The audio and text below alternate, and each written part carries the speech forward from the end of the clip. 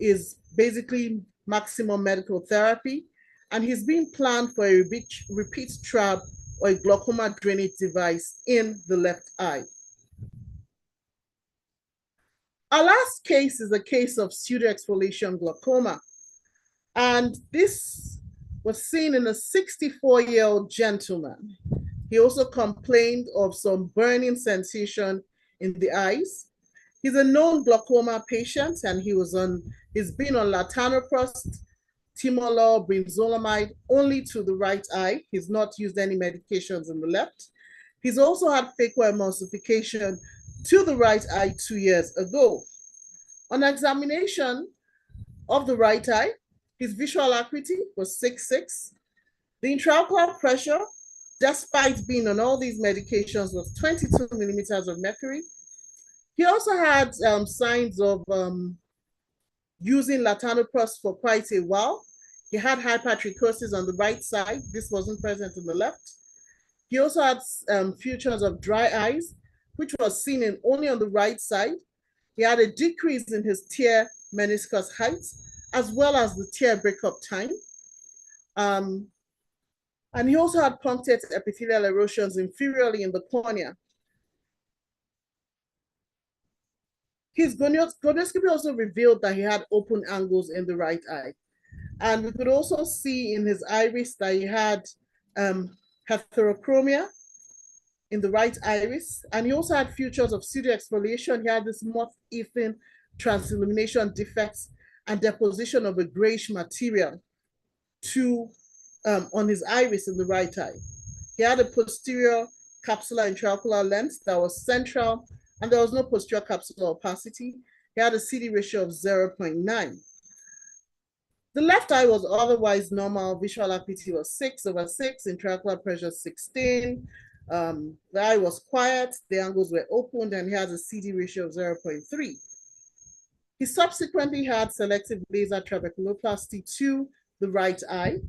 And after the laser, for a year duration, the pressures have been between 10 to 12, and he's not had any deterioration in his OCT or his visual fields in the last 1 year of follow-up. So we've gone through a few cases of glaucoma that we see in our clinics routinely. And at this point, I would want to hand over the discussion to my very senior colleague, Professor Onokoya. So please continue with the presentation. Thank you. Thank you, Dr. Okudo.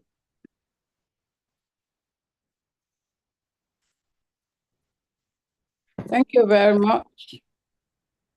So I'll share my screen.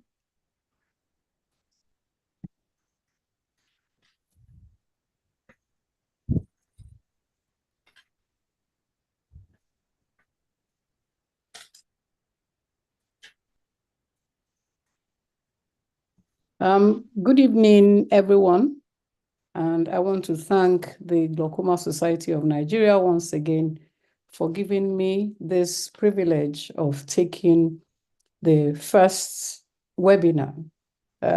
Today, we're talking about etiopathogenesis of glaucoma. We all know that this is of utmost importance in the management of glaucoma, because if you don't know what's about the glaucoma, then what you need to do, may not be, or what you're doing may not be the right thing. Just to say, nothing to disclose. Now, the definition of glaucoma that I like to state is that glaucoma is a complex, multifactorial, progressive neurodegenerative disorder, which is typified by retinal ganglion cell death and optic nerve damage, that is the axon damage, which is characterized by optic nerve head, neuroretinal rim narrowing, which is the cupping of the disc, then retinal nerve fiber layer thinning with loss of neurons in the lateral geniculate nucleus and the visual cortex. So it extends right from the eye to the brain. Now, let's talk about the epidemiology briefly. We all know that currently, there are about 76 or 80 million people living with glaucoma, and this is to rise to 111.8 by 2040. And 60% of all these glaucomas live in Asia, though Asia and Africa are disproportionately affected by glaucoma. In Africa, the prevalence of glaucoma will rise from 10.1 that it was in 2020 to almost 20 million by 2040. And we know that the dramatic increase is because of increased life expectancy. And primary open-angle glaucoma is the commonest type of glaucoma that we have. And this is what we have commonly in Africans. And men are 1.5 more likely to have it more than women. And people living in urban area, people with myopia, people who are exposed to stress, poor diet, and those with comorbid diseases. And as we mention all this, we begin to think about the possible Aetiopathogenesis. Now, the prevalence in Nigeria, we know, is 5.02 in people above 40, with Southeast geopolitical zone with highest prevalence. And we also know that glaucoma is the commonest cause of functional low vision in Nigeria. Now, if we put it to figures, it means that for people above 40 in Nigeria, 50,000 per million population suffer from glaucoma. And of these, 20% are blind, meaning 10,000 people above 40 who have glaucoma are blind. So that is huge. And we know also that 56% of this primary open-angle glaucoma that we have in Nigerians have their pressures within the normal range, and awareness is only in 5%. Now, who are those at risk? Well, we know generally that African descent is a risk factor, older age, family history, which is a 4-fold risk, and higher intraocular pressure. These are absolute risk factors. When we come to Aetiopathogenesis, we will see the role that older age plays, and family history, and even higher intraocular pressure and African descent. These 4 absolute risk factors, they play significant roles in the pathogenesis of glaucoma. Also, we then have other risk factors like the large cup to disc ratio with very small rim to disc ratio, thinner CCT, systemic hypertension, hypotension, and people on antihypertensive.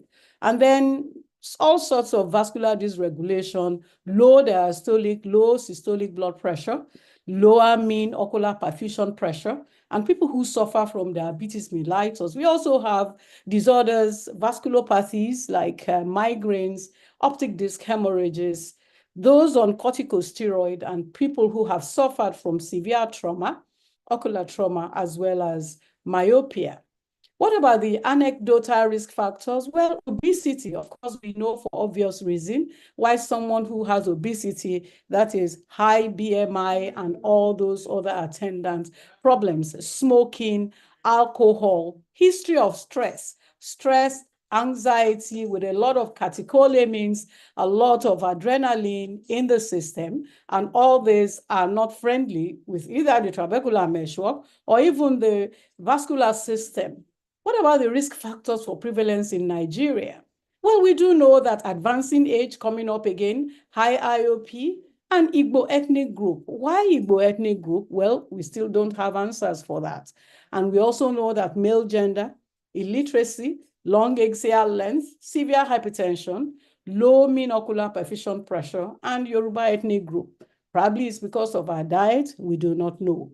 What about risk factors for rapid glaucoma progression? Advancing age again. So there must be a lot of stressors with age, chronic stress, chronic oxidative stress, and degenerative changes with aging, and then greater vertical cup to disc ratio at baseline, and worse mean deviation on visual field at baseline. These are all risk factors for rapid progression, as well as being a man and those with worse baseline visual acuity. What about risk factors for blindness in Nigeria? Of course, Igbo ethnicity comes tops. Now, what is it? We do not know. Like I said, male gender and deprivation. So it means an elderly man who is poor, an Igbo elderly man who is deprived is likely to be blind from glaucoma. And systemic hypertension, being single, prior glaucoma diagnosis, and high intraocular pressure. So now we then go to those things that will contribute to damage of the retinal ganglion cells, because our attention mainly is on the retinal ganglion cells and the axons of the retinal ganglion cells. We know that the axons of the retinal ganglion cells constitute the nerve fiber layer, and they come together to form the optic nerve, which then travels in the brain to terminate in the visual cortex. So the attention in glaucoma is basically on the retinal ganglion cells and the axons, because those are the structures that are destroyed or damaged in glaucoma. So what are the causes of the injury to this nerve? Of course, number one is the intraocular pressure, and then ischemia or hypoxia. And genetic factors play a significant role, as well as trophic support failure, talking about the tissue geometry, the makeup of the eyeball, how much of the collagen tissue, what is the shape of the eyeball or the makeup of the eyeball. And all this culminates into optic nerve damage. And with optic nerve damage, if you have it on the retinal nerve fiber layer, it progresses towards the retinal ganglion cells, which is the Wallerian degeneration. And then you have the death of the retinal ganglion cell itself. Or sometimes you might have it right from the retinal ganglion cells with a lot of mitochondrial dysfunction, and then it goes anterogate, depending on what is causing it. And the end of it is vision loss. So let's talk about intraocular pressure. Now, intraocular pressure elevation plays a very significant role. And firstly, we need to talk about pathology in the angle. Yes, we know about open angle glaucoma. We have said the commonest type is open angle glaucoma. We have angle closure. We have childhood glaucomas. Majority of the childhood glaucomas, if you take out the congenital glaucomas, their angles are open. So what is the problem in open angle glaucomas? Well, open angle glaucomas, we know that is because of the angular pathology. The angular pathology leads to either an increased resistance or stems from increased resistance that you have in the primary open angle glaucoma. That is at the level of the, you have the trabecular meshwork, the innermost, the innermost meshwork, and then at the level of the Schlemm's canal. And then we have the closed angle, which is basically because of an impedance to aqueous drainage. There's poor access to the angle. There, you may not even have anomaly at the angle, but there's no access to the trabecular meshwork there. But over time, you then have some damage from inflammation, just as you also have in anterior chamber, in the open angle glaucoma. Now, for the congenital glaucoma, we know that basically for them, it's because of the abnormal angle structures that they have, depending on what is the cause or other associated condition that the child has. But largely, a lot of them, the angles are not opened, and which is why treatment is surgical in them. And then what about the role of inflammation, the role of oxidative stress at the level of the anterior chamber angle? This is a lot. When you're talking about things like steroid responders, or even traumas, or even in people, inflammation that arises from ocular surface diseases, maybe because of the chronic use of the eye drops. Some of them can actually incite inflammation at the level of the trabecular meshwork. So this is where inflammation comes in. And there are other factors as well, leading to inflammation at the level of the trabecular meshwork, leading to increased resistance, apart from other aging changes that also takes place at the level of the trabecular meshwork. And even beyond the trabecular meshwork, you have further resistance. Like if we look at the anatomy of the anterior chamber angle. Now, aqueous humor, we know it drains from the anterior chamber through the corneosclera. Then you have uveal meshwork, and then you have the justa canalicula. And from justa canalicula, it gets into the Schlemm's canal. And from Schlemm's canal, it then goes on. And at this level of Schlemm's canal, you have the endothelial, the trabecular endothelial cells there. And then you have it going into the collector channels and then into aqueous veins. Now, at the level of the justa canalicula and the Schlemm's canal, there's a lot of resistance, because Normally, you have the ECM, extracellular matrix. You have all sorts of proteins. You have actin, myosin. You have spondin. You have the spark proteins and some glycosaminoglycans. And what all this do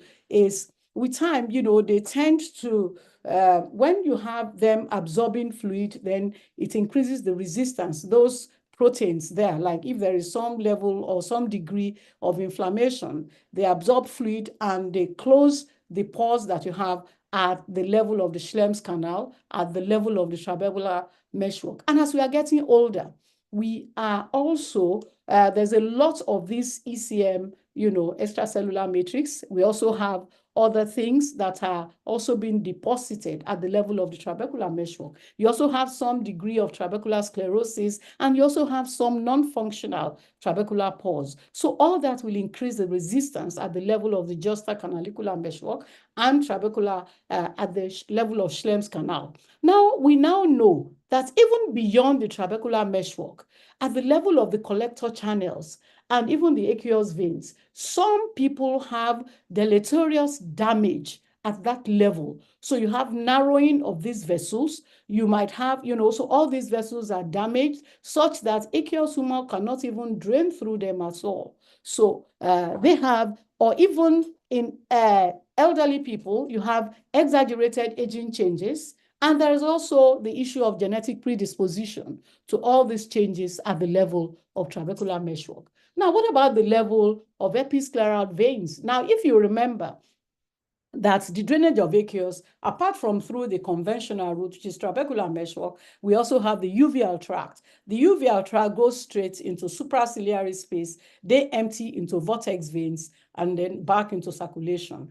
Whilst the one for the trabecular meshwork go through all these collector channels to go through aqueous veins and then into episcleral veins. Now, episcleral venous pressure is also of utmost importance in the generation of intraocular pressure or in intraocular pressure. If we remember, the formula for intraocular pressure is aqueous formation, which is F, over the outflow, which is the C, plus episcleral venous pressure. And averagely, episcleral venous pressure is from 8 to 10 millimeters of mercury, or about 9 millimeters of mercury. And if you do the calculation with aqueous formation at 2 to 2.5 microliter per minute, and the outflow facility running at about 0.1 to 0.4 or 0.2 to 0.4 microliter per minute per millimeters of mercury, you end up with a total pressure of 15, depending on how you calculate it, 15 to 18 millimeters of mercury. So that is where you get the normal intraocular pressure. Now imagine a condition, that now leads to a rise of the episcleral venous pressure, as we have here: short necks, tight neckties, people who suffer from sleep apnea, obese people, or individuals who play wind instruments, what is it now? The saxophone. We have a lot of people playing saxophone now. And then Valsalva maneuver, people who in the gym, lifting heavy weights, all this will increase the episcleral venous pressure. And even lying supine and patients who suffer from head and neck tumors, all this will lead to an increase in the episcleral venous pressure. And it is known that 1 millimeter rise of episcleral venous pressure also increases the intraocular pressure by 1. So someone who has the neck ties constantly or consistently round the neck, is bound to have a rise in intraocular pressure. So those are the various ways in which the intraocular pressure rises. Apart from the angle closure, we've talked about angle closure, which also leads to a rise in intraocular pressure. So we need to take all this into consideration: angular pathology, raised episcleral venous pressure, exaggerated aging changes that we have in the angle, and the genetic predisposition, which can happen. Genetic predisposition to steroid response and to all the other things that we have. Now, we go on to vascular dysregulation. Vascular dysregulation will result into ischemia, to hypoxia, and there are a lot of systemic conditions which are associated with glaucoma, and a large chunk of them walk through vascular dysregulation. Blood pressure with people who have nocturnal hypotension, hypertension, systemic hypotension, people on antihypertensive medication, which is taken at the wrong time, Probably the individual suffers from nocturnal hypotension because it is known that about 34% of people with extreme systemic hypertension suffer from nocturnal hypotension. And then ocular perfusion pressure, we know about it. If it's low ocular perfusion pressure, particularly the diastolic, poor diastolic perfusion pressure, diastolic blood pressure minus the intraocular pressure. So if the diastolic pressure is very low and you have a high intraocular pressure, even in 20s or even late teens, that will still reduce the ocular perfusion pressure. Also, ocular perfusion pressure fluctuation, all these, culminate into damage, some level of oxidative stress, because the moment you have vascular dysregulation, you have hypoxia, you have ischemia, and all this will lead to a reperfusion injury. And reperfusion injury is what starts off the oxidative stress, and you end up with a damage, which comes to apoptosis. Also, autonomic dysregulation leading to vasospastic condition, migraine, Raynaud's phenomenon, all those also affect retinal vessels. Now, systemic diseases, as we mentioned earlier on, all these have a role to play, as well as ischemic heart disease, the same way those vessels are affected are the same way that the ocular vessels are affected. What about situations of vascular endothelial growth factors in the system, endothelin-1, which result into vasospastic disorders, changes in temperature, cold temperature, emotional situation. And all this, if you look at this table, you see the way they affect, some have effect on the blood supply, and the blood supply at the optic nerve head are affected adversely. And remember that the maximal effect of the intraocular pressure is felt at the optic nerve head. So you have that mechanical pressure effect, and it also affects the vessels. Now, if you also remember the structures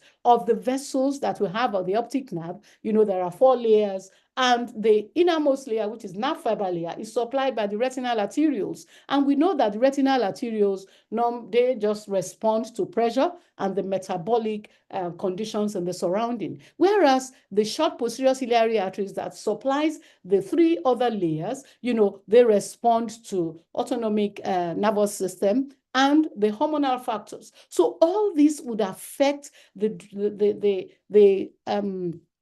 blood supply at the optic nerve head, such that if you have inflammatory condition at that level, you begin to have then a release of the inflammatory cytokines at that level, and it worsens the situation at the optic nerve head. So when you talk about circulating endothelin-1s, catecholamines, nitric oxide, it results into vascular inflammation. It affects the optic nerve. Intraocular pressure elevation can set it off, and vascular dysregulation, poor blood flow can set it off. So that's why if you have alteration in blood flow regulation, you have intermittent hypoxia from sleep apnea, or people with poor ocular OPP because of the effect of circadian rhythm. All this will lead to elevation of endothelin-1 and reduction of nitric oxide. And we know that nitric oxide, what it does is vasodilatation to improve circulation,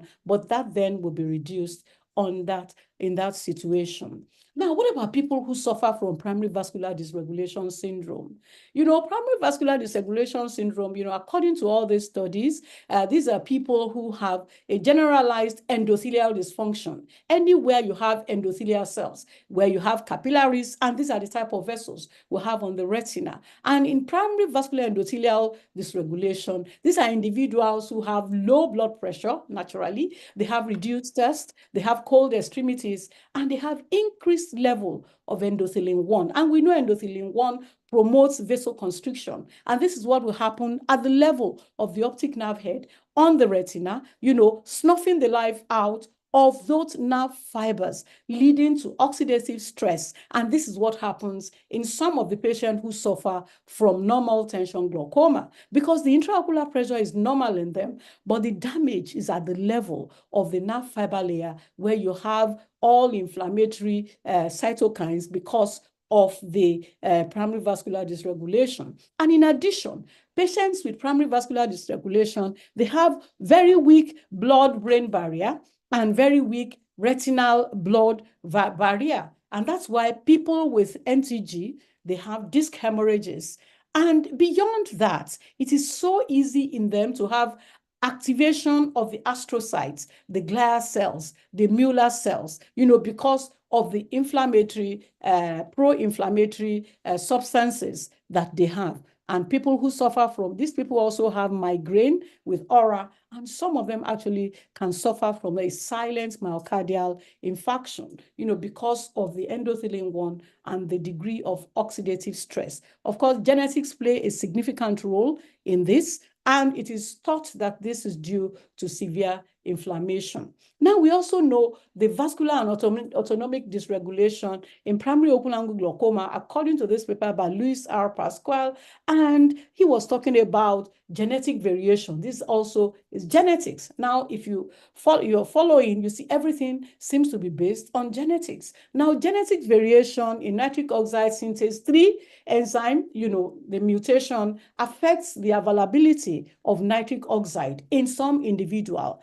And this is also due to some mutation in caveolin 1 and caveolin 2 genomic regions. And what happens is they have very poor vasodilatation and a lot of vasoconstriction. So they end up with systemic endothelial and autonomic dysfunction. So everything is dysfunctional in them. And these people also, they have normal tension. Some of them fall into normal tension glaucoma group, but there are also people with vascular and autonomic dysregulation with high intraocular pressure. We only need to recognize them, because if you do trabeculectomy in this group of patients, for instance, the pressure will come down.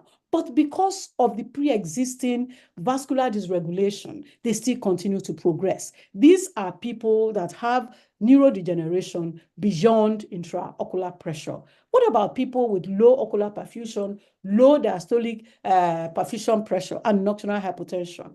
And then the latest chip on the block is the issue of renin-angiotensin aldosterone system in ocular tissue. Aldosterone, we know, results into vasoconstriction. Now, a lot has now been done or discovered that we actually have aldosterone receptors in retinal pigment epithelium, in retinal ganglion cells, on the Mueller cells, on the and all this will result into retinal ischemia, because we know Mueller cells, they're a form of astrocytes. And we know astrocytes, once there is some change, maybe there is elevation in the intraocular pressure, there is an activation. Once there's activation, they just set off the inflammatory processes on the retina. And then you have ischemia, you have reperfusion, and aldosterone, is critical in that. There may be some people, particularly those people who have systemic hypertension, the aldosterone in their eyes may actually be more.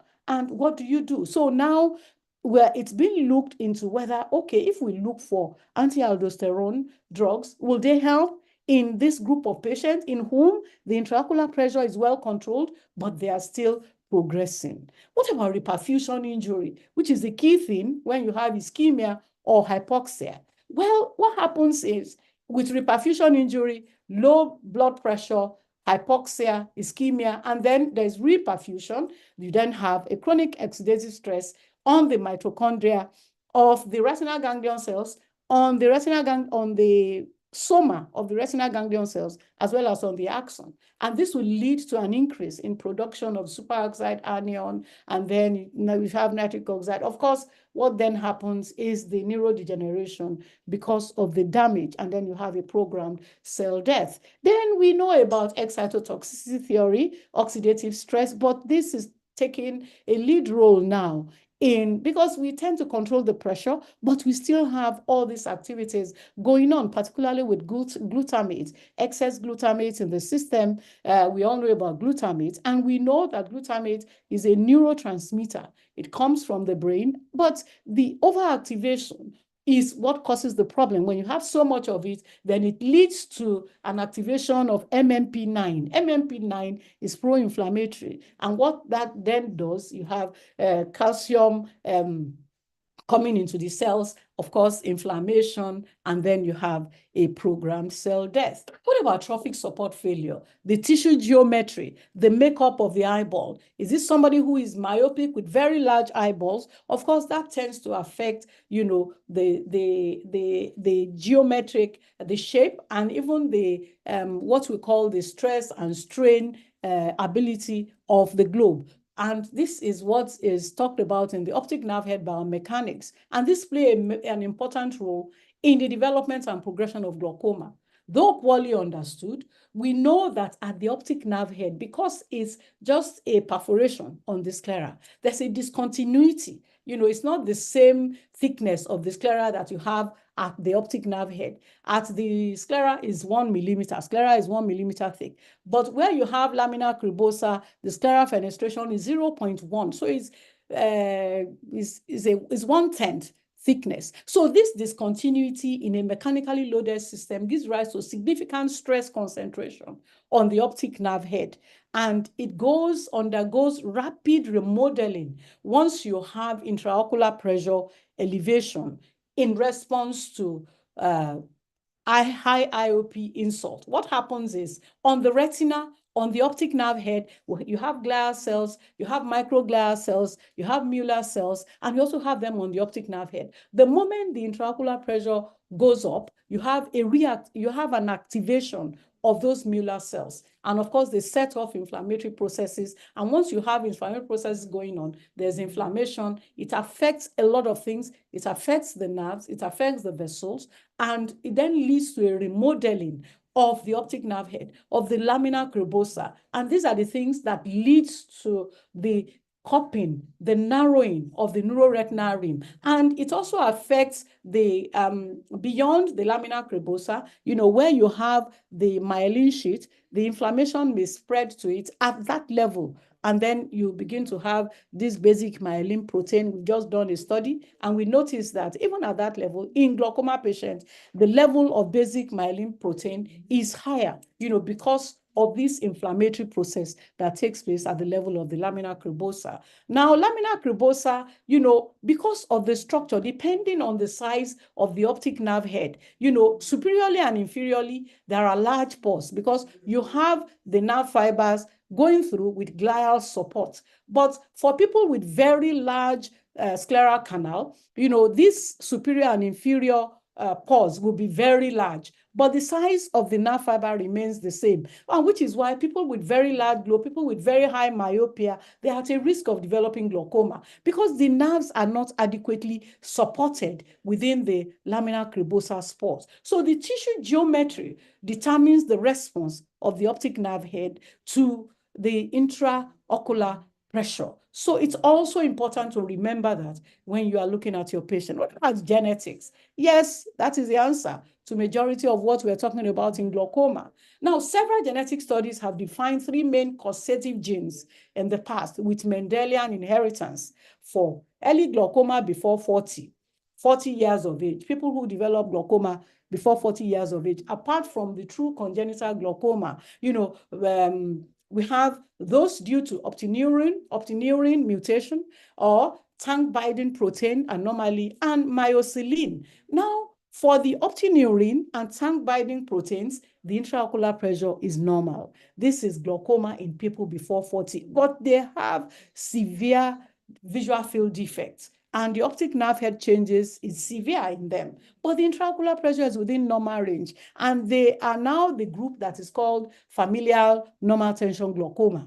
What about the group with myocilin? Of course, that's the typical JOAG. The typical JOAG that you have in the clinic that in the intraocular pressure is elevated. You have optic nerve head changes, high intraocular pressure, that is juvenile glaucoma, most likely due to myosilin. Myosilin gene, we have mutation of those structures that are at the level of trabecular meshwork. So that is why the intraocular pressure is elevated in them. Whereas those due to optineurin gene, it is thought that at the level of the nerve fiber layer on the retina, that is where you have the anomaly. And it results into some neuroinflammation, neurotoxicity, and it affects the nerve fibers at that level, which is why their intraocular pressure is not high. But you notice that they have severe visual field defect, and they also have severe optic nerve head changes. So it's always important, because sometimes we say that if the pressure is not high, then it's not glaucoma in children. Sometimes the pressure may be normal, and they have severe glaucoma. So it's always important, particularly adult, those who have glaucoma before 40. So it's important because it also helps with the management. Now, what about the study that was done, the genome-wide analysis that was done, where 127 genes were identified? Now, these genes that were identified were found to have been expressed in eye tissues, in the vessels, in the nerves, in the eye. And the vascular system defect that was noticed with those genetic mutation are those of endothelial cell proliferation, problem with endothelial cell proliferation regulation, problem with vascular development, and morphogenesis. Now, we know that in the eye, we have Schlemm's canal, we have ciliary vessels, we have ECM at the level of trabecular meshwork. All these are affected, in this group of people. And it's a generalized thing because it's genetics. It affects the vessels all over their body. And it's the same thing that happens in people with primary vascular disorder, which is why if it's happening in the head, it will happen in the eye, it will happen in the leg, because it's the same blood vessel that is in that individual. And that is what has been, that is the genes, genetic, whatever for them. Now, it also affects there's also the genetic mutation with effect on the vertical cup to disc ratio and neurodevelopmental disorders, which involves the eyes, as well as angiogenesis and other things that affects the system, like celiac disease and all that. They are all linked. So this is just telling us that we should look beyond just the eye. Look at that individual. What are those other problems? So what is new?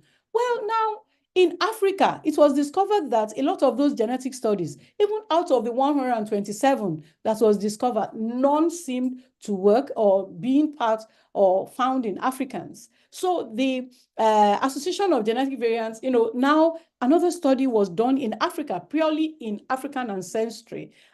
A variant of amyloid beta precursor protein binding family was found, even in Nigerian patients. If you look at that result, the results of this publication in Nigerian POAG patients, and this suggests an associated increased risk of beta amyloid plaque deposition.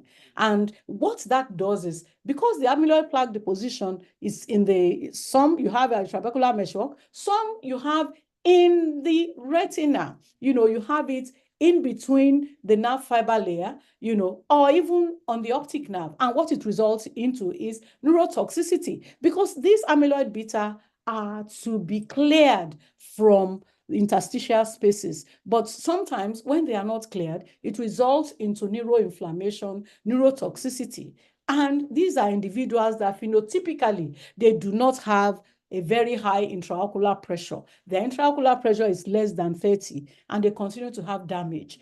And almost half of them had their pressure within normal range. So what were we talking about? If you remember, Nigerian study shows 56% of Nigerians have their pressure within the normal range. And even the stage study showed that the average pressure in Africans was between 28 and 30, and yet they have severe disease. And this is what this is telling us, that could it be that majority of our patients have this APBB2 mutation? Is that why? And this has also been linked to Alzheimer's disease and other neurodegenerative disorders. So amyloid beta, tau proteins, neurotoxicity, leading to neuroinflammation. And then, once you have that, you have reactive oxygen species, you have mitochondrial dysfunction, and a lot of inflammatory mediators will then be released. What you have is programmed cell death.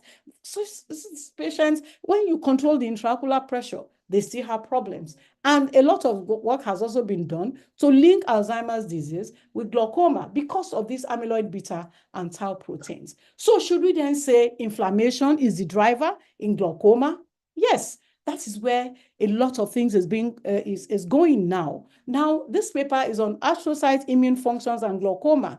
And astrocytes are one of those glial cells, and is found to be induced by normal aging and lipopolysaccharide, LPS. Lipopolysaccharide is found in some bacteria and in some food. So I was thinking, could it be the LPS that is causing problem in Nigerians? Even the people would go and look at foods that contains lipopolysaccharide. Maybe that is why we have this type of glaucoma that is unrelenting, and it's a form of inflammation.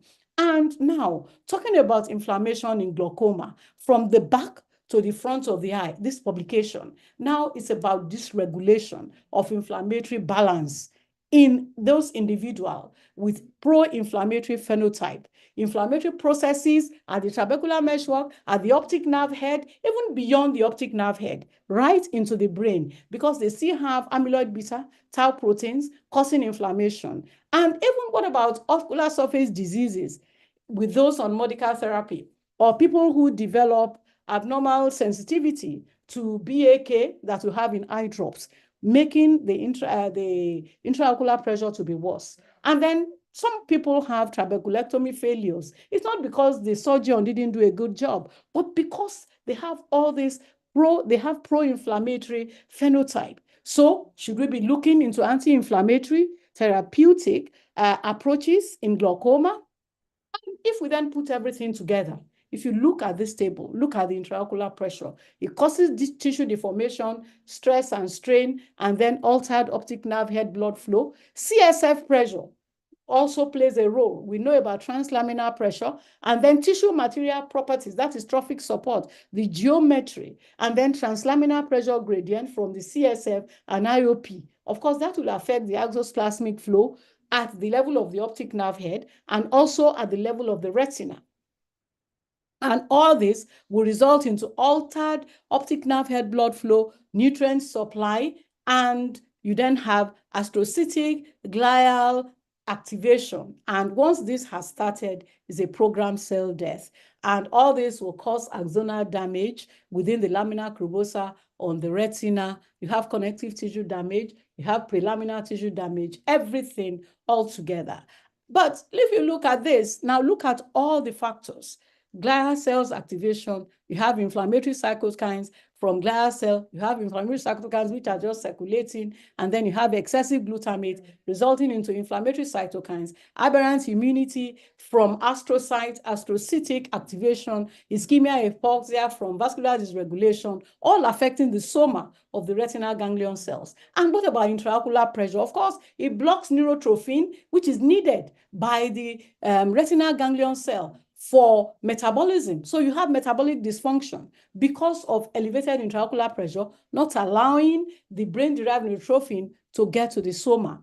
And what about the lamina cribosa? Of course, a lot of pressure on the lamina cribosa, causing destruction to the nerves, affecting blood flow at that level, causing lamina cribosa tissue, a remodeling, and then the narrowing, and of course, other targets are the lateral geniculate body in the brain, and of course, astrocyte. Now, and then it then goes from the normal optic nerve head, gradually you have a build-up, you have a reactivation of glial cells because of the high intraocular pressure, and then you begin to see a narrowing of the optic nerve head, thinning of the retinal nerve fiber layer, until we have the pale and cupped disc that we see typically in glaucoma. So looking at everything, systemic hemodynamic factors, mechanical factors from IOP, vascular factors, and the biochemical damage resulting into oxidative stress are what are responsible for the damage in glaucoma, or the way it happens, the pathogenesis. So looking at this, we can see the role of age, oxidative stress from aging, vascular stress, systemic And then people with systemic comorbid diseases, impaired blood flow with ischemia, hypoxia, reperfusion injury, elevated intraocular pressure with mechanical and oxidative stress.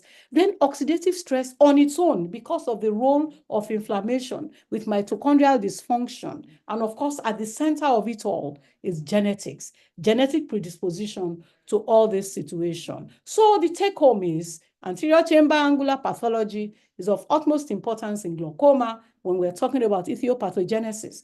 Remember, exaggerated aging changes is significant. There's also the issue of vascular dysregulation, which plays a critical role. Genetics is of importance in glaucoma, and role of inflammation cannot be overemphasized. Intraocular pressure control is vital in all patients. It doesn't matter what the level is because you don't know what the CSF pressure in that individual is, remembering translaminar pressure. So it's important we adopt a holistic approach, individualized treatments, and take general health into consideration, particularly comorbid systemic diseases. Thank you for your attention.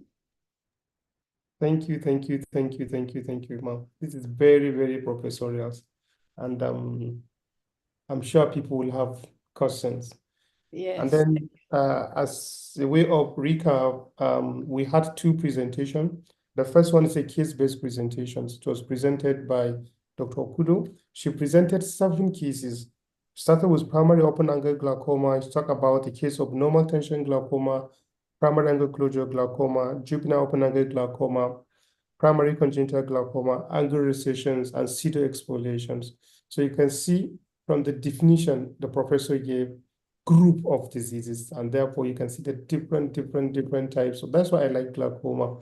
And the difference between, that's why you can't make a diagnosis by lateral advanced glaucoma. You have to specify, is it POAG, is it NTG, is it PCG, PACG, and the rest. And that's what Dr. Okudo presented. I'm sure she presented 7 cases. I guess people may have 1 or 2 questions to ask. And also, Professor Nakoya, she has summarized what she has said earlier, but you can see talk about the role of, talk about the multiple mechanisms that can lead to glaucomatous optic neuropathy and coastal can lead to glaucoma. And therefore, it's not surprising you have 2 patients, one is responding, the other one is not responding. Or even in one eye is responding, the other is not responding to treatment. So many factors contribute to glaucomatous optic neuropathy. So I think I can see our chairman, Professor Olawe, raising her hand.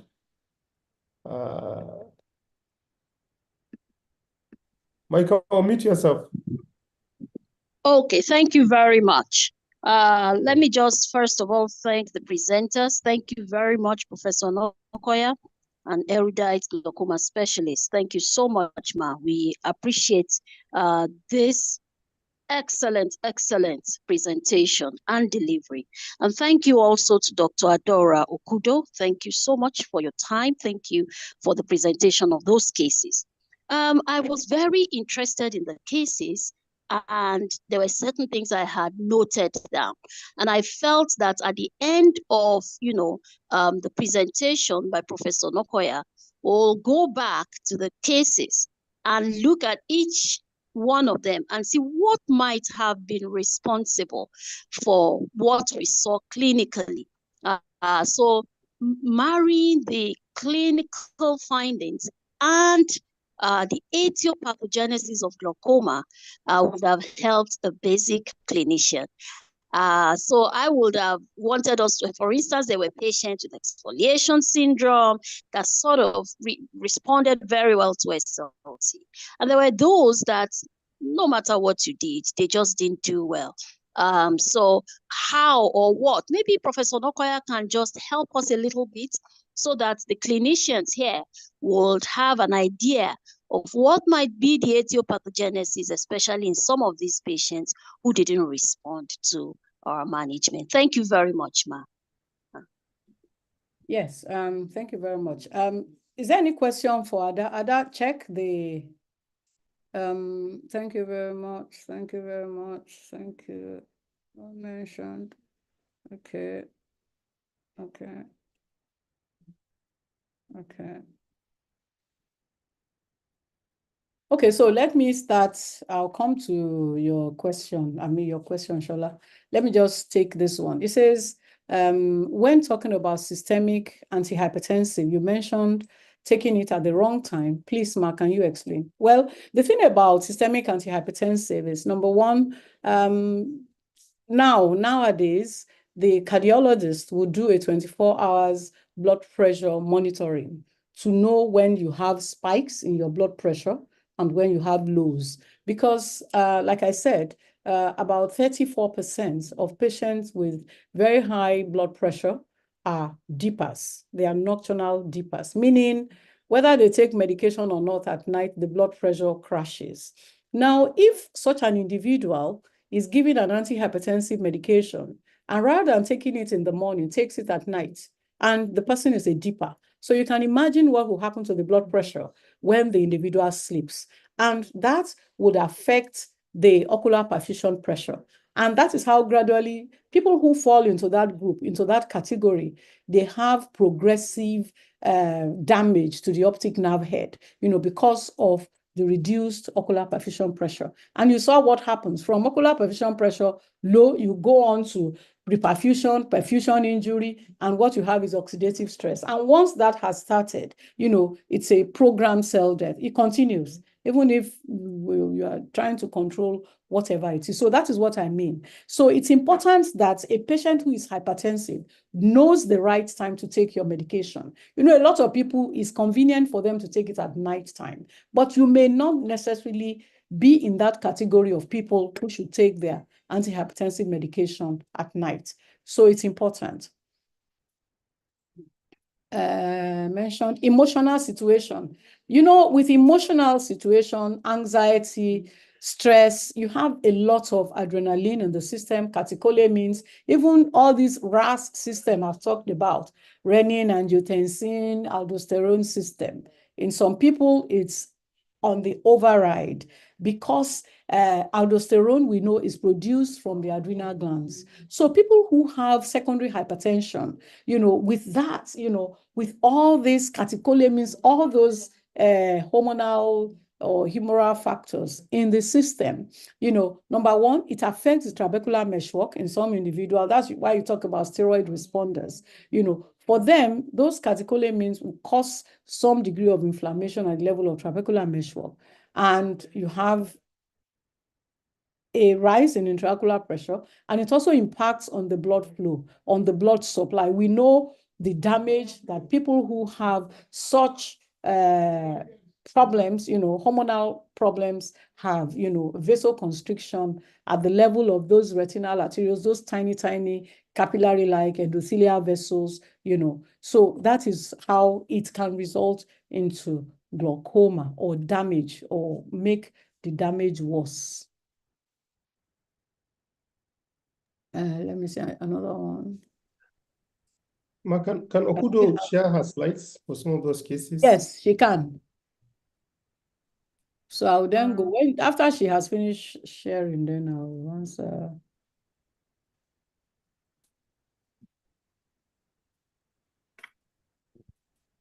So Ada, there's a question. It says, when the disc appeared normal 0.4, 0.5, can you throw more light on water drinking test? Yes, okay. I do water drinking tests. That's what we do because our patients, some of them don't want to come and stay. So we do water drinking tests routinely in our center. So Ada will tell us water drinking test. Yes, Ada, you can start. Okay, so water drinking test is very important, especially when the patient has relatively normal pressures. I'll give a scenario of a young lady we saw, and we're trying to assess if she had drug or not. She had visual field changes, suggestive of, she had visual field changes, and she had OCT changes suggestive of glaucoma. But her pressures throughout the visit, every time she comes, is normal. Every time she comes is normal. So I now decided to do the water drinking test. You give the individual about 800 mils of water, and they take this within about 5 minutes. And then you check their pressure every 15 minutes. And we noticed that, okay, for instance, her pressure was about 17, 18 before we started. after the first, you check it about every 15 minutes for 1 hour. And then the first time we checked it, it went all the way to about 25. By the second time we're checking it, her pressures were 35. Mm. So it's a way to actually show you those who have glaucoma that you might not pick up in clinic and they're not ready to be admitted the whole day for the phasing. That's the water drinking test. Now, this individual, the case 3 is an individual with primary angle closure glaucoma. Sorry, we did not add the individual's investigations to this test. But when you have visual field changes or you have optic nerve head changes of glaucoma, then it's primary angle closure glaucoma. But when the optic nerve head is normal and the visual field is normal, then it's primary angle closure. I think there's one more question. Those were the 2 questions I saw. Let me just answer Professor Olawoye's question. She was talking about the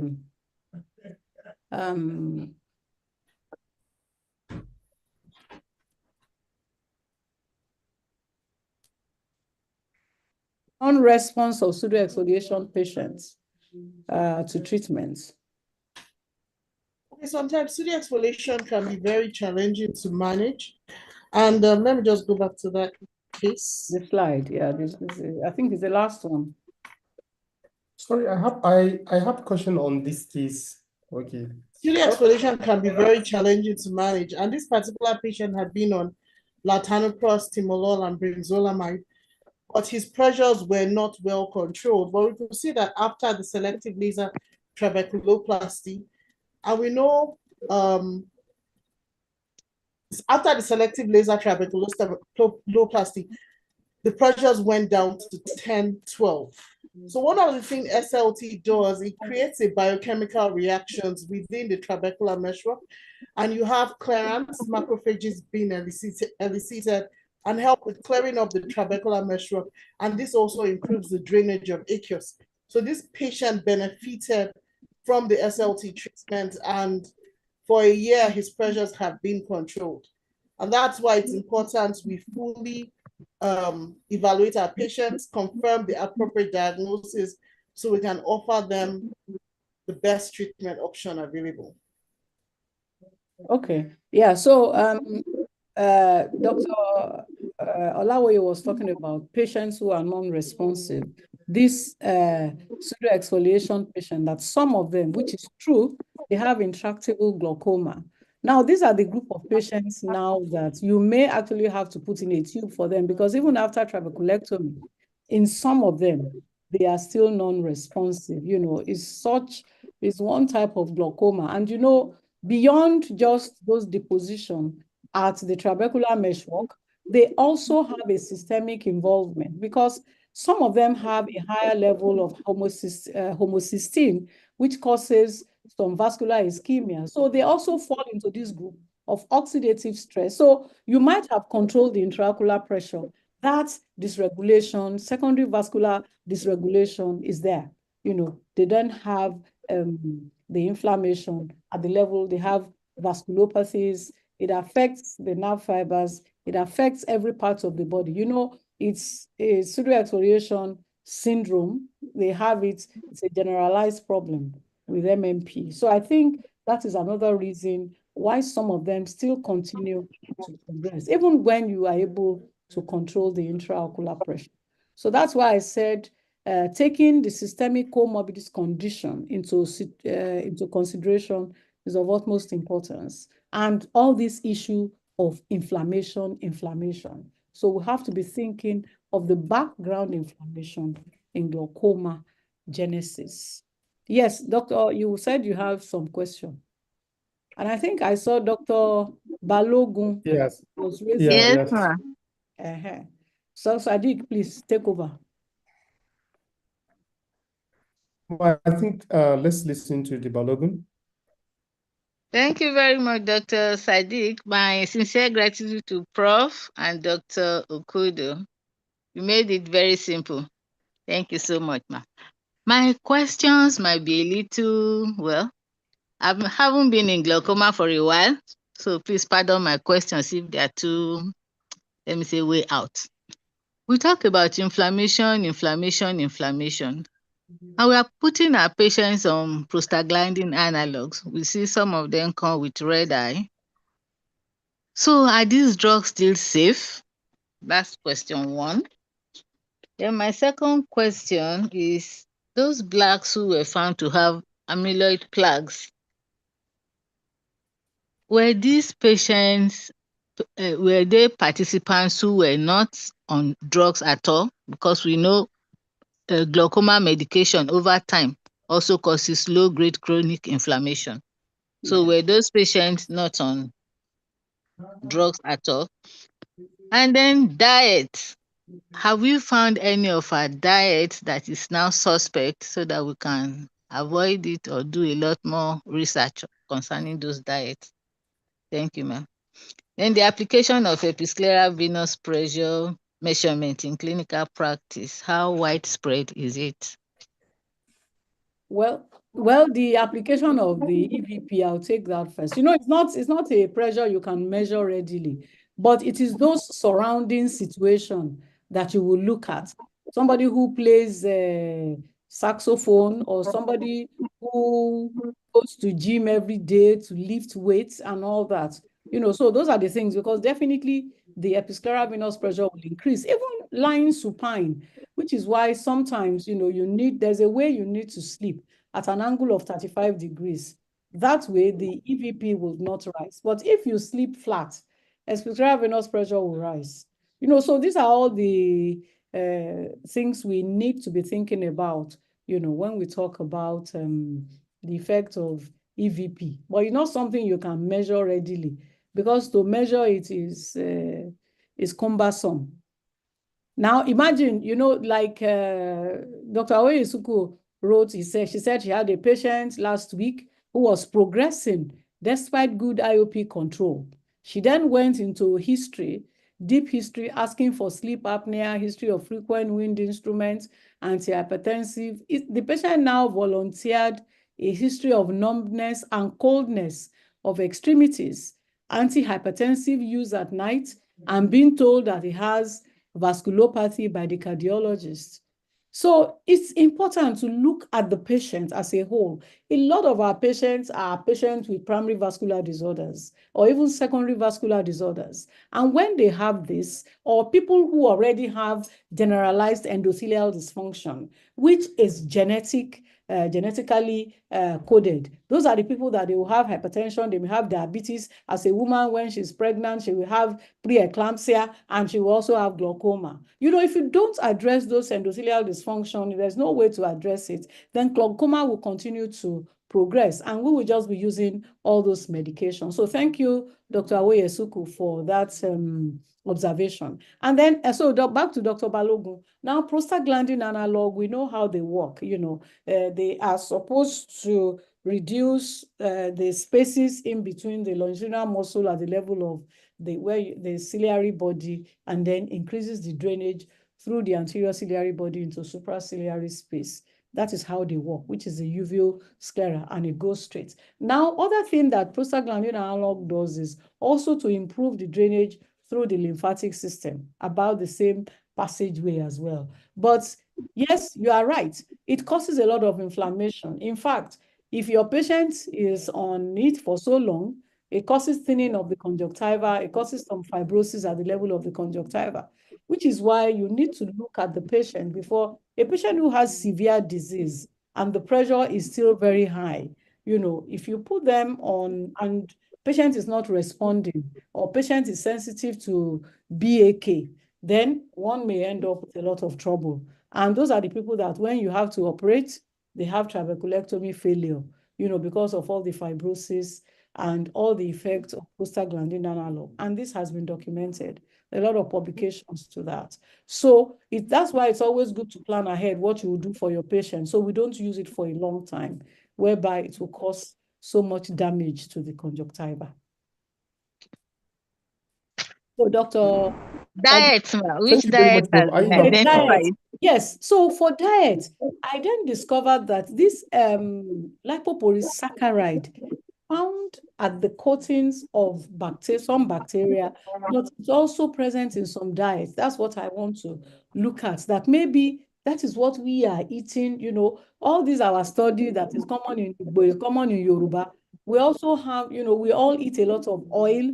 We eat, so it may be in that, or even something, maybe a type of vegetable that we are eating that we have not taken cognizance of. So we really need to dig deep. Thank you very much, ma'am. Thank you. Dr. Sadiq. Mato, it's also another question to you and also Okay. your own insight. You see, I have observed that even in Nigeria, there's a difference in the patterns of glaucoma from my little experience. You see, people from the southeast, the one I saw, we know that from the National Blindness Survey, there are more glaucoma in the southeast than in every other region of the country. But I also tend to observe that here in the north here, people from Katsina axis, some parts of Bauchi, they have a lot of ankylosing glaucoma, especially from Katsina. But I try to attribute that maybe with some issues that has to do with the ocular biometrics, axial length, corneal diameter. It's like there may be some differences in the ocular biometrics of people and all that. And also, I begin to wonder that whether in Nigeria, maybe Professor Olawa can say something about that. I know she's working on genetics of JOACs. Whether in Nigeria too, you see, the East have more of POAG. Then the North, maybe North Central and some parts of the Northwest have POAG as well. But people from Katsina and some parts of Bauchi, they have a lot of PACG, primary angle closure. So I'm beginning to wonder all these things. And then the issue of genetics and glaucoma. You see, I have two families now that I manage. One is primary congenital glaucoma. She has 3 kids. All of them has PCG. Yeah. Another one, the woman is blind. Her guide is also lost vision in one eye. And then her son is also so it's like the 3 of them. Even the mother, she falls within the category of JOAZ. It's just that she had on early marriage. 3 of them in one family. All of them have JOACs and they have lost vision in one eye or the other. So to summarize everything, even in Nigeria, the pattern of the presentations and the phenotype of the glaucoma that we see varies along. So could this, looking at the diet and the environmental factors and some social-cultural things, genetic and other, could this also be a factor in this thing that we see in Nigeria? No doubt it would be. No doubt it could be. Because if that's why we were talking about diet in the Easterners, Southeasterners. If you look, what is it how are they different? Now, this is an eye-opener that you have told us now that in Katsina, they have, it may just be the globe size. The next question is, did you do their axial length? Because we know that if the axial length is small, then that may be the predisposing factor in them. So, a lot of things, even the environment itself, we know that pollution is a factor. Is it because of pollution or because of the way people live? So the environment plays a significant role. In fact, in some studies that were done, they actually discovered that those pollutants, they found their way into the trabecular meshwork. It was in the air and they found them in trabecular meshwork. So you can imagine. So anything and everything could be responsible. So we can't rule out anything at all. So the environment plays a significant role, and even the individual, like that family you talked about, probably they have a JOAG, because they all had it before 40, because their mother had. So it may be and their intraocular pressure was high. So it most likely to be JOAG they have. If the intraocular pressure is not high, then maybe the optineurin or the tank binding protein type, So those are the two, high pressure, low pressure. But it affects because of the Mendelian traits, So if the father on one side also has some of it, definitely they would come up with severe glaucomas. So that's what I think. Yes, I mean, the only way to answer it is for us to look deeply. You might have to, yes, to do a lot more of research. You have that observation. So should we then go into those areas, examine their eyes, do their axial length, see what the average axial length is in them? It could just be because the eyes are smaller. And if that is the observation, then we can institute those treatments that we have for those who have primary angle closure, if we have to, so as to prevent them from coming at the very late stage. Because we know that the blindness in angle closure is far, far more, is more than in primary open angle, if you compare them one for one. Thank you very much. Yes, Dr. Kudo, I don't know. Okay, yes. Dr. Kudo, I don't know his case number 7. It seemed that he had a form of dry eye, from the complaint of some burning sensation and pouring body and all that. So in your management of glaucoma patients, do you always assess for dry eye, looking at the fact that most of our glaucoma patients, they have their own multiple anti-glaucoma medication, and we know the deleterious effect of this medication on the ocular surface? Okay, I never used to before, but presently, yes, I do. Because a lot of times when they come and you ask them what their issues are, they would always keep complaining about foreign body sensation, pepperish sensation. So now routinely I check for dry eyes, especially the ones on medications and also the ones that have had surgery. And routinely I add tears for them. Like this particular gentleman, sorry, I didn't add it here, but he was also placed on tears. And when he started the tears supplements, the complaints reduced drastically, and then the signs also reduced. So it's something I now look out for routinely. But sometimes, there are patients that even with the tear substitute, they still have a lot of complaint, So those are the ones that they have developed meibomian gland dysfunction from all this medication. And except you give anti-inflammatory, they won't get better. So you have to use anti-inflammatory, you have to use antibiotics in them before the inflammation will settle. The thing is, the dry eye test that we do, apart from just doing the Shammas, the tear breakup time, MMP9, if we have the strip, will be the best. But if you don't, you can also do fluorescein staining, so that you see how bad the ocular surface disease is, and then to institute the appropriate treatment. But for some of them, you might have to even go to the extent of giving them doxycycline to reduce the inflammation in the eye. And a large number of our patients are on brimonidine, and this is a driver of inflammation in the eye.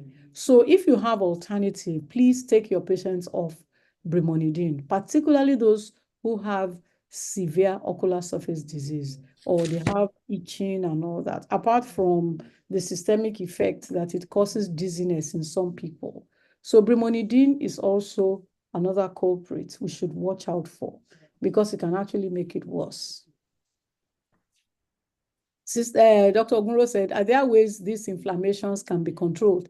Yes, that is what is now being looked into. Okay, if you start by controlling the inflammation from the eye drops that we are giving them, sometimes, like patients who have had surgery, for them, you might have to use steroid for a long time, very low dose steroid for a long time, and you see that the eyes settle, or somebody who has severe ocular surface disease, if you don't use steroid, it will never settle in some of them.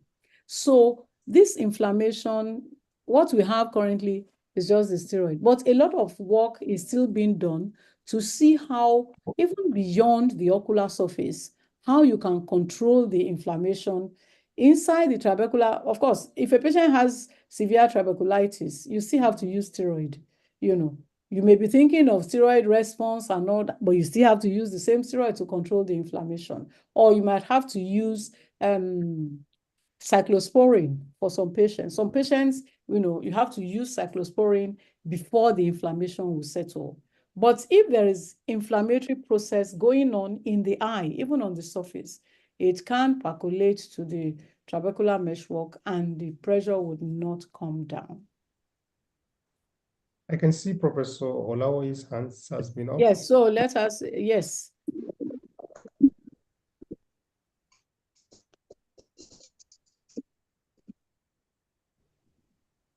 Yes, thank you very much, ma'am. Again, thank you, Dr. Okudo.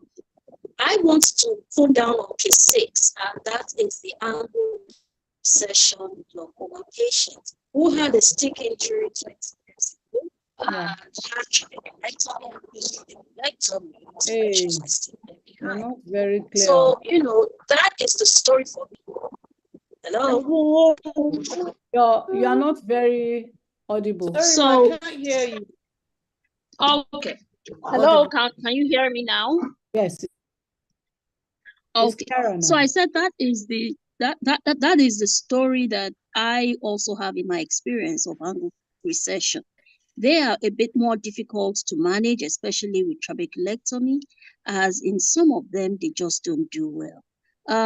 Considering a repeat trabeculectomy, I don't know, I'm not sure that's also something that might work in them. I think basically because of the inflammation, that they already have, the trabecular sclerosis and all of the problems they already have due to the injury. And so for us here, we have found that glaucoma drainage devices have a better outcome in them than trabeculectomy. Of course, some of them do well with trabeculectomy, but it's just this 50-50 thing. Once they don't do well with the trabeculectomy, we just go for the glaucoma drainage device. Thank you. Dr. Balogun, one more question, ma. Okay. Yes. So talking about tear supplement in glaucoma patients, I agree it settles their inflammation. Yes. Are we also looking at a situation where this would reduce the absorption of topical medication? So can we then use oral medication for the dry eye patients? No. Yeah, well, use of omega-3 is encouraged. Omega-3 helps with dry eyes. Omega-3 supplements. It helps a great deal with dry eyes. So maybe if they're using omega-3, it will help. At least I can attest to this one is personal to omega-3 for myself.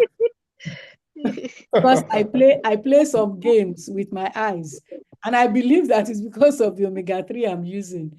That's why I don't have the dry eye. I wear contact lenses, and sometimes I just play some games with it, and I think it's because of the omega-3. I think omega-3 works. If patient can use omega-3, but you still need the drops for lubrication. And it will be good if it's preservative-free. But one thing I have discovered is the preservative we are running away from in glaucoma medication is present in all these tear substitutes. So where do we go from there? Patient who is sensitive to BAK is getting it back again from the tear substitute. So if we have the CMC, there are some of them now that they don't have preservative. Those would be ideal. You can then use it with omega-3 tablets. The patient can take the capsule. It helps. I have a question very to much, Okudo. On PSCG case, can we share the slide a little bit? Ada?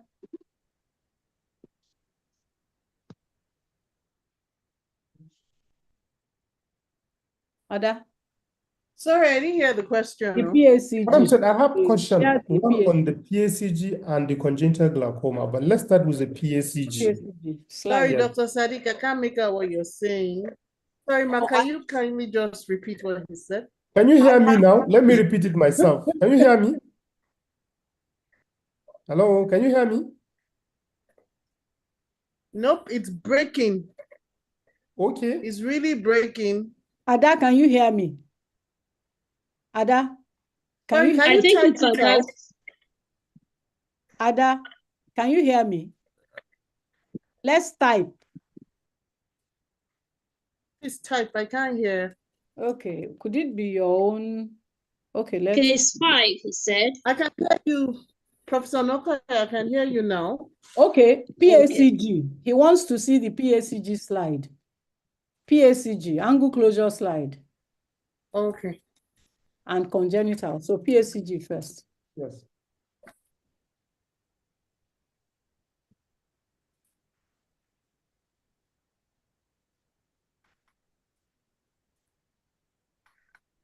Okay. Okay, this is it. All right. So it's all right. So now this patient I'm talking about, the patient is 68-year-old. Yeah. And he is on like 3 anti-glaucoma medication, and he has PACG. Yeah. Don't you think removing the lens will help him better than do PI for these patients? Definitely, it will help. Definitely, it will help. Because you would notice that the cup to disc ratio is 0.4 on one side, and the other one where the worst eye is 0.5. So it looks like it's something that is due to exaggerated lens vault. Yes, no doubt that can help, because these are the group of patients that you do the PI and it's still unrelenting. Pressure is still high. The problem is still there. I agree with you, Sadiq, yes. But not the congenital glaucoma. Okay, let me go to that. Yeah. Well, I can't hear you, Dr. Sadiq, but I know you said congenital glaucoma, so on that Okay, slide. so are you sure it's not your network? Because everybody hears Yes, me. everybody. Mama, I can hear I Professor Nokoya. Maybe she'll repeat what you're saying. Okay. No, can you hear me? Okay, give the question. No, say your question. Now, my question, Ma, is that I know in primary congenital glaucoma, the first line is angle surgery. Yes. So what does she consider trabeculectomy in the left eye? The We had folia. ophthalmos. Yes. Ophthalmos. You know, with ophthalmos, you cannot see the angle. It's going to be a blind surgery. You know, you do, of course, angle surgery is number one, provided the cornea is clear. In this child, the cornea was completely hazy. I'm talking about something like trabeculotomy, because actually, it's trabeculectomy that was done. this one is trabeculectomy that was done. What we do normally, we do trabeculotomy. Yeah, we do trabeculotomy. Yes. Because Trabeculotomy. So it should be trabeculotomy, trabeculectomy. Oh, yeah. And it's usually done by our pediatric ophthalmologist, Dr. Musa does them. That's good. They are actually all interesting cases. Thank you very much, Ma. We are already 37 minutes over. So I think if there is no any questions, I would like to there's none. There's none. Okay. So on behalf of the CMU committee of the Glaucoma Society of Nigeria, we would like to say thank you very much, Professor, for having time for accepting to present. Yes, out of my holiday. Yeah. Wow, you didn't recognize the presence of the chair of the CMU chairman of subcommittee. Sorry. Chairman that Chairman comes from village to subcommittee. come and listen to this. Yes. Chairman subcommittee. Okay. Sorry. He has apologized. I apologize, Ma. We are apologizing on his behalf. Actually, our Dr. chair is here. I think Ma, I will leave the honor to Professor Morgan to give the vote of thanks. Excellent.